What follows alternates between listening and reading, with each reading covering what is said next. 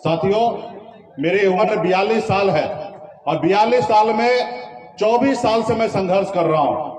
ये मेरी कहानी है। मैं सबसे पहले बाबा साहब के बारे में मैं बताऊं। कभी एक साथी ने कहा कि बाबा साहब का बराबरी कोई नहीं कर सकता।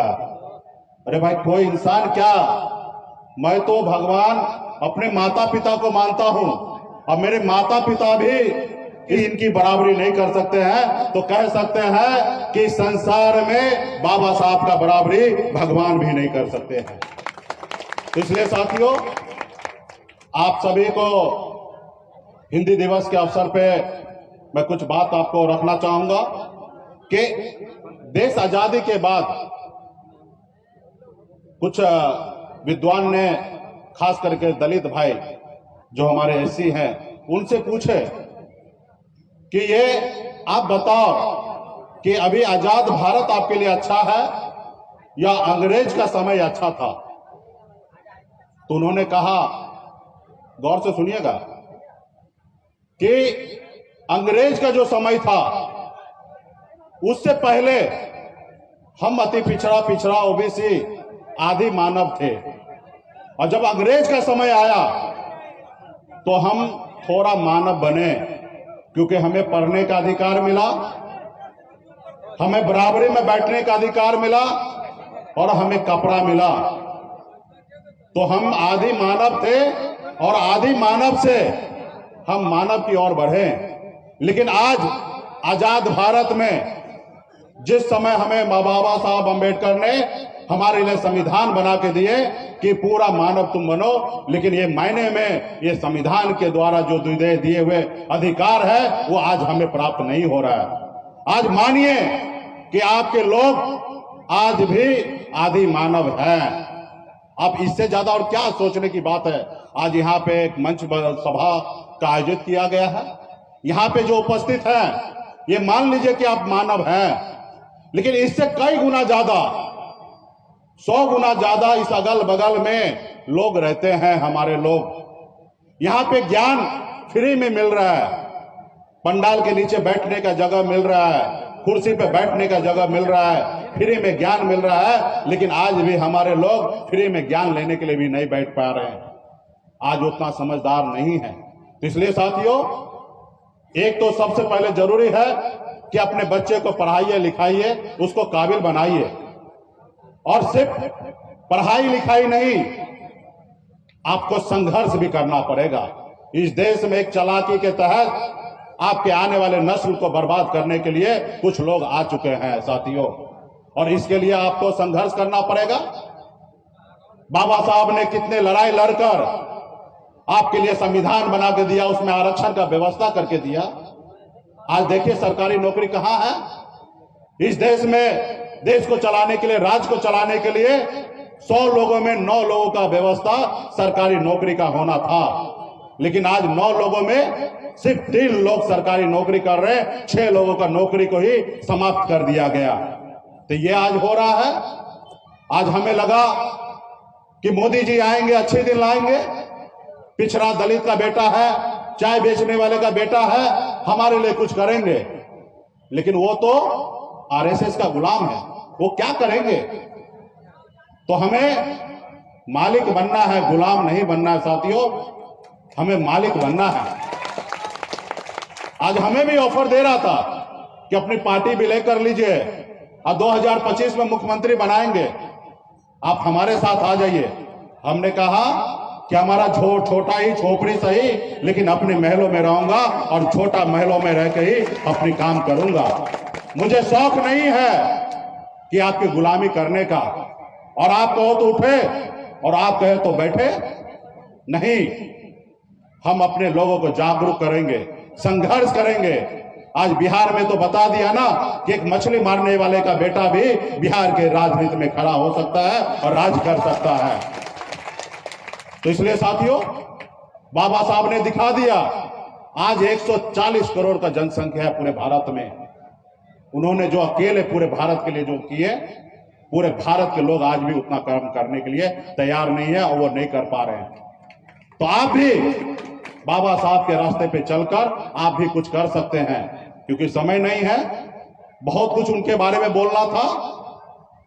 आपको एक तालाब में पानी पीने का इजाजत नहीं दिया जाता था, यह इजाजत बाबा साहब ने आपको दिया।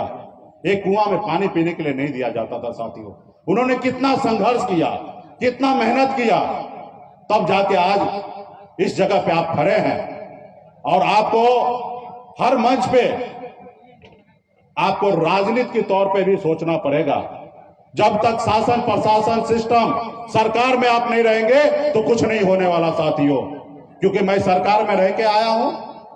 हमारे विभाग में SC ST के लिए 15% बजट बनाया जाता था कि हम इनके उद्यान के लिए काम करेंगे। जब मैं विभाग में मंत्री बना तो 6 साल से ये 15% पैसा हर साल लैप्स हो जा रहा था, उस पर योजना नहीं चल रहा था हमारा। जबकि विभाग का सचिव हमारे SC से आते थे, उसके बाद भी योजना नहीं चल रहा था। हमने कहा भैया क्यों नहीं चल रहा है? तो सर इस पे कोई ध्यान नहीं दिया जा रहा है, इस पे लोग परेशान किया जा रहा है, इसको नहीं चला जा रहा है। जबकि अगर 1000 करोड़ का बजट है तो 150 करोड़ रुपया SC ST के लिए हमें खर्च करना था। उसमें खर्च क्या करना था? गरीब माता बहन को बकरी पालन के लिए बकरी देना था, पशु पालन करने वाले माता बहन को उसको पशु पालने के लिए देना था, शुगर पालने वाले को शुगर पालने के लिए देना था। 150 करोड़ रुपया खर्च करना था हर साल, लेकिन 1 रुपया खर्च नहीं हो रहा था। क्यों नहीं खर्च हो रहा था? क्योंकि उनको पता है कि ये पैसा बड़े लोगों में खर्च करेंगे, 20% 30% हमको कमीशन मिलेगा। और जब जहां दलित है वहां पे अगर हम उसको शुगर देंगे, गाय देंगे, भेड़ी देंगे, बकरी देंगे, वहां से हमें कुछ नहीं मिलने वाला है। वो पैसा को डाइवर्ट करके वो दूसरे योजना में खर्च कर देता था, जहां से विभाग के लोगों को, पदाधिकारी को कमीशन मिलता था। 25 से 30%, 50% तक कमीशन मिलता था। हमने लड़ा और हमने कहा कि सारे के सारे पैसा खर्च होना चाहिए और नई स्कीम लाइए। शुगर, पशु जितने भी फ्री में जो दे 100% योजना जो चल रहा है, खास करके SC ST के लिए, वो काम चालू कीजिए। हमने चालू कराया। हमने 10 लाख पशु को पूरे बिहार में SC ST या पिछड़ा OBC के लिए हम लोगों ने अनुदान पे 90% अनुदान पे देने का हमने निर्णय किया। इसलिए किया क्योंकि मैं खुद एक पिछड़ा, अति पिछड़ा दलित का बेटा मैं हूं और मुझे पता था कि मैं यही काम करने के लिए आया हूं। आज मैं मुंबई के बेहतर जिंदगी को छोड़कर, ऐशो आराम की जिंदगी को छोड़कर मैं बिहार आया हूं, तो एक ही मकसद है, हम अपने लोगों के लिए, हक अधिकार के लिए लड़ाई लड़ने के लिए आया हूं। अगर मुझे बेहतर जिंदगी जीना होता, पैसा ही कमाना होता, तो मैं मुंबई जैसे बेहतर जिंदगी को छोड़कर बिहार नहीं आता। मैं आज यहाँ पे आया हूं अपने लोगों को मदद करने के लिए। आज इसलिए आपके बीच में मैं आज संघर्ष करने के लिए उतरा हूं। और जब भी इतिहास गवाह है, जब भी पिछड़ा, अति पिछड़ा, OBC, दलित, जब भी समाज से कोई भी बेटा निकलेगा, उनको लोग परेशान करेंगे। हर कोई, आप देख लीजिए उदाहरण, आदरणीय श्री लालू प्रसाद यादव जी, अभी वर्तमान में मुख्यमंत्री नीतीश कुमार जी, आज इनको लोग क्या कह रहे हैं? पलटू राम। आप उनको चैन से काम करने नहीं दे रहे हैं, और जब उन्होंने सही निर्णय लिया तो आप इस तरीके का नाम दे रहे हैं। तो उन्होंने, आज मैं आपको कह सकता हूं, देखिए मेरी राजनीति अलग है, माननीय मुख्यमंत्री जी का राजनीति अलग है, आदरणीय श्री लालू प्रसाद जी का राजनीति अलग है। हम लोग एक पॉलिटिकल पार्टी चला रहे हैं, हमारी आपस में लड़ाई हो सकता है पावर में आने के लिए, लेकिन हम सब एक हैं। जब भी अगर जरूरी पड़े तो उनके साथ खड़ा हो जाइए भाई। बताइए, 2 महीना पहले, 1 महीना पहले भाजपा के साथ सरकार था तो बिहार में जंगल राज नहीं था, और भाजपा नहीं है तो आज बिहार में जंगल राज आ गया। भाई परिवर्तन क्या है? परिवर्तन क्या हुआ? 1 महीना पहले भी मुख्यमंत्री श्री नीतीश कुमार जी थे, आज भी मुख्यमंत्री श्री नीतीश कुमार जी हैं। नीतीश कुमार जी के मंत्रिमंडल में JDU के विधायक पहले भी मंत्री थे और आज भी मंत्री हैं। सिर्फ फर्क इतना ही है कि भाजपा का कुछ मंत्री पहले जो विधायक थे वो मंत्री थे, वो अग्निवीर के योजना के तहत अभी वो रिटायरमेंट ले लिए हैं, और RJD के विधायक नई वैकेंसी के तहत वो आज बिहार में मंत्री बन गए। सिर्फ फर्क इतना ही है, मतलब एक नाखून इतना फर्क है। और बिहार में भाजपा का नेता का हर मुंह से सुनिए तो कहेगा कि जंगल राज आ गया। मैं तो भाजपा का नेता को हाथ जोड़ के विनती करता हूं, अरे भैया आपकी लड़ाई होगा नीतीश जी को हटा के सत्ता लेने का, वो आप लड़िए, अच्छा काम कीजिए, वो मिल जाएगा। लेकिन एक काम तो मत कीजिए कि बिहार को बदनाम करने का काम मत कीजिए। क्योंकि मैं जब मुंबई में रहता था तो लोग कहते थे कि सही में मुकेश जी आपके बिहार में जंगल राज है। बोला यार ऐसी तो कोई बात नहीं है, जब भी हम बिहार जाते हैं तो अच्छे से जाते हैं, ऐसी कोई बात नहीं है। तो आपके बिहार के बाहर आपका छवि खराब किया जा रहा है। और इसी का कारण 2005 के बाद जो भारत में दुनिया में एक विकसित, हर राज्य विकसित होने लगा, उस समय में आपके बिहार में बड़े बड़े उद्योगपति नहीं आए। इसलिए नहीं आए क्योंकि बिहार को बदनाम करके लोगों ने रखा था। और आज भी लोग चाहते हैं कि बिहार को बदनाम करके रखें, पिछड़ा राज्य बना के रखें, ताकि लोग, आज लोग क्या चाह रहे हैं, 5 किलो चावल को ही विकास मानने लगे हैं। आज आप लोगों के घर पर 5 किलो चावल मिल जा रहा है तो आपको लगता कि यही विकास है? आप बता दीजिए कि आज हमारा भारत कहां पहुंच गया है। आज हम कितना गरीब हो गए हैं कि हम 5 किलो चावल पे निर्भर हैं, 5 किलो चावल को ही विकास मान रहे हैं, अपने बच्चे के लिए नौकरी की बात नहीं कर रहे। तो साथियों, ये आपको गुलाम बनाया जा रहा है। आज हमें चावल नहीं चाहिए, हमारे बच्चे के लिए नौकरी चाहिए। इसके लिए आपको संघर्ष करना पड़ेगा साथियों। आज बड़ी चालाकी से, पहले तो संविधान में आरक्षण हमें क्यों मिला? आरक्षण हमें, हम गरीब हैं इसलिए आरक्षण हमें नहीं मिला। हमें आरक्षण इसलिए मिला कि हमारे लोग कलेक्टर नहीं बन पा रहा है, हमारे लोग एसपी नहीं बन रहा, हमारे लोग दरोगा नहीं बन रहा, तो प्रतिनिधित्व देने के लिए हमें आरक्षण दिया गया था। लेकिन आज परिभाषा बदल दिया, संविधान को मूल बदल दिया और यहां पे आर्थिक आधार पे आरक्षण लागू कर दिया गया। अरे भैया, हम विरोध नहीं करते हैं कि आर्थिक आधार पे स्वर्ण जाति को आरक्षण आपने दे दिया। हम भी मानते हैं कि देश में जो लोग गरीब हैं उसको सरकार से आरक्षण मिलना चाहिए, व्यवस्था मिलना चाहिए। लेकिन वो क्या, एससी एसटी ओबीसी का बच्चा कहां जाएगा? आप देश की जनगणना कीजिए, जिस जाति का जितना संख्या है उस जाति को उतना परसेंटेज नेतृत्व दे दीजिए। आप वो नहीं करेंगे। अरे भाई, हमें तो आरक्षण नहीं मिला है गरीबी के आधार पे। हमें तो आरक्षण अगर एससी एसटी को मिला है, ओबीसी को मिला है, तो नेतृत्व देने का आरक्षण मिला है, आर्थिक आधार पे आरक्षण नहीं मिला है। अगर आरक्षण देना है आर्थिक आधार ही सही, तो पूरा भारत को जनगणना कीजिए, हर जाति धर्म को गरीबी के आधार पे आरक्षण दीजिए। और ये भी आरक्षण क्या, महीने में 60,000 रुपया कमाने वाले को आरक्षण, और 3,000 रुपया, 5,000 रुपया महीना कमाने वाला मछुआरा दिन भर मछली मारता है, 8,000 रुपया कमाने वाले को, साल महीने का कमाने वाला, और 12 महीने में 96,000, यानी कि 1 लाख रुपया नहीं कमाते हैं उनको आरक्षण नहीं मिलेगा। लेकिन जो 8 लाख कमाएंगे उनको आरक्षण मिलेगा। तो इसलिए साथियों, संघर्ष कीजिए। आज मैं भी संघर्ष करने के लिए उतरा, मेरे साथ भी बुरा हुआ, मेरी पार्टी को तोड़ दिया, मेरे विधायक को खरीद लिया। फिर भी मैंने कहा कि मैं लड़ूंगा। ये विधायक के दम पर मेरी पार्टी नहीं है, हमारे लोगों के दम पर यह हमारी पार्टी है। और हम लड़ेंगे और उस जगह पे पहुंचेंगे। और हम लड़ाई लड़ रहे हैं। हमने बोछा में सबको बोलती बंद कर दिया।